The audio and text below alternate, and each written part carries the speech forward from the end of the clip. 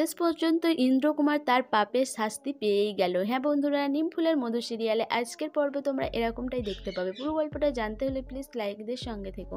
যখন ইন্দ্রকুমারের উকিল পুরো কেসটা ঘুরিয়ে দেয়, সেই সময় জিনিয়া উঠে দাঁড়িয়ে পড়ে। সে হাততালি দিতে থাকে। তার এই ব্যবহারটা দেখে তখন জজ সাহেব বলে যে যা কিছু বলার আছে যেন কাঠগড়ায় এসে বলে। তখন জিনিয়া বলে যে এই ইন্দ্রকুমার একজন এরকমই মানুষ যে সব সময় টাকা দিয়ে সব কিছু চাপা দিতে চেয়েছে, আর এই উকিল বাবু সব সময় মিথ্যে কথা বলে ইন্দ্রকুমারকে বাঁচিয়ে নিয়েছে, আর আজকেও সেটা করেছে।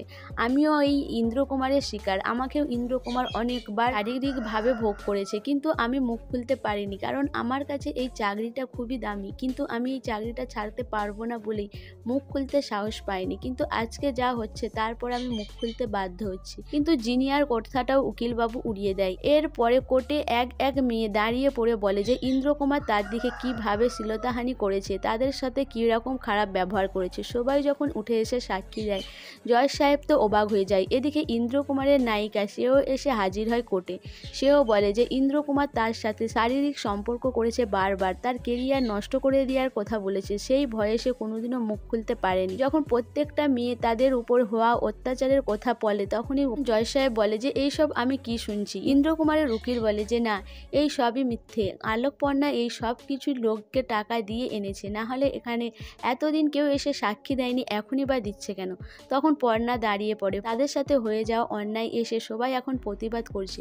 এতদিন কেন তারা চুপ করে থেকেছে সেটা নিয়ে কথা বলবেন না, তারা আজকে সাহস করে মুখ খুলেছে সেটা নিয়ে কথা বলবেন। এইসব নানা রকমের কথা শুনে পর্ণার জজ সাহেব অবাক হয়ে যায়। জজ সাহেব বলে যে হ্যাঁ, আজকে যা বিচার হওয়ার হবে। এরপরে জজ সাহেব রায় ঘোষণা করে দেয় যে ইন্দ্রকুমারের এই এত কিছু কাণ্ডের জন্য তাকে যাবজ্জীবন জেল ঘোষণা করা হচ্ছে। এরপর ইন্দ্রকুমারকে পুলিশ যখন ধরে নিয়ে যাবে, তখন বাইরে সবাই মিলে ইন্দ্রকুমারের হয়ে স্লোগান দিতে থাকে, বলে ইন্দ্রকুমারের যেন পতন হয়।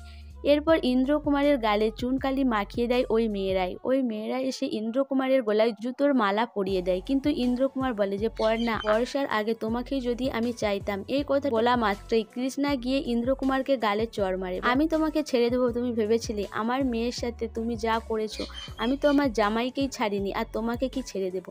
এরপর ইন্দ্রকুমারকে সব মেয়েরা মারার উদ্যোগ নেয়। সেই সময় পুলিশ অফিসার বলে যে আপনি এখানে দাঁড়িয়ে মার খাবেন না, আমাদের সাথে যাবেন। এখানে যদি থাকেন তাহলে কিন্তু আপনার যাবজ্জীবন শাস্তিটা হয়েছে তার থেকেও বড় শাস্তি হতে পারে।